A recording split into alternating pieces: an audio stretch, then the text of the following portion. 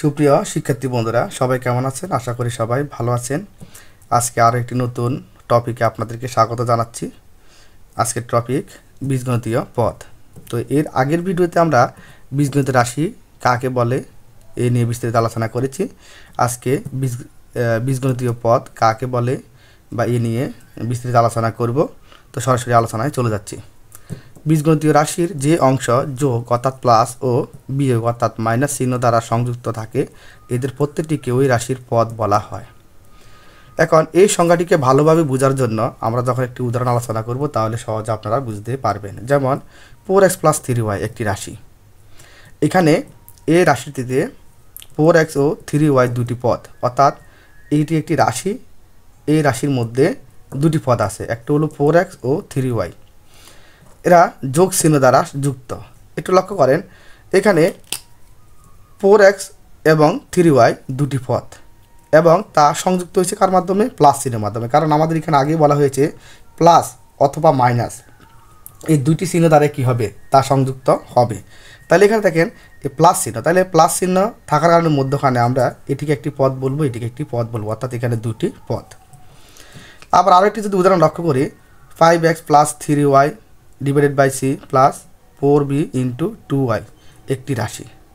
তাহলে এই রাশির মধ্যে আমরা যদি লক্ষ্য করি 5x একটি পদ, 3y / c আরেকটি পদ, 4b × 2y আরেকটি পদ। এখন প্রশ্ন করতে পারেন যে 4x একটি পদ হয়েছে কিন্তু 3y / c এখানে দুইটি মিলে একটি পদ হয়েছে, কারণ এখানে তো একটি চিহ্ন আছে।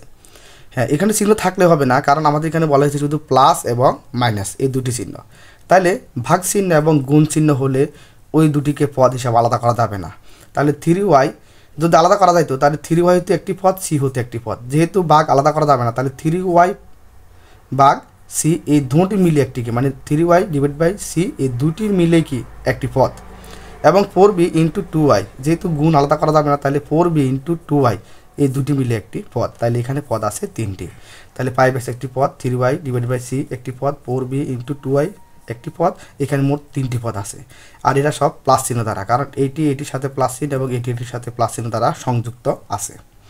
এখন আমাদের ষষ্ঠ শ্রেণীর গণিত পাঠ্য বইয়ে এখানে অনেকগুলো পদ দেওয়া আছে। আপনারা এই আলোচনাটি দেখলে সহজে বুঝতে পারবেন। তবে এখানে দেওয়া আছে 4x একটি একপদী, 2x + 3y একটি দ্বিপদী, a - 2b + 4c একটি ত্রিপদী রাশি। আপনারা সহজে যখন পদ নির্ণয় করতে পারবেন তখন একটি রাশিতে কয়টি পদ আছে তা সহজে বের করতে পারবেন। যেমন এখানে একটি রাশিতে দুটি পদ, এখানে দেখতে অনেক বড় দেখা যায় একটি রাশি, কিন্তু এখানে পদ আছে মাত্র তিনটি। তাহলে এখানে 4x একটি পদ, তাকে আমরা একপদী বলবো।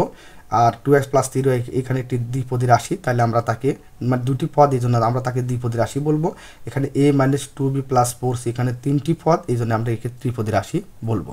আমরা বীজগণিতীয় পদ নিয়ে যদি আরেকটু আলোচনা করি তাহলে এখানে লক্ষ্য করেন আরেকটি সংজ্ঞা দেওয়া আছে বীজগণিতীয় রাশির যে অংশ যোগ চিহ্ন দ্বারা সংযুক্ত থাকে এদের প্রত্যেকটিকে এক একটি পদ বলে।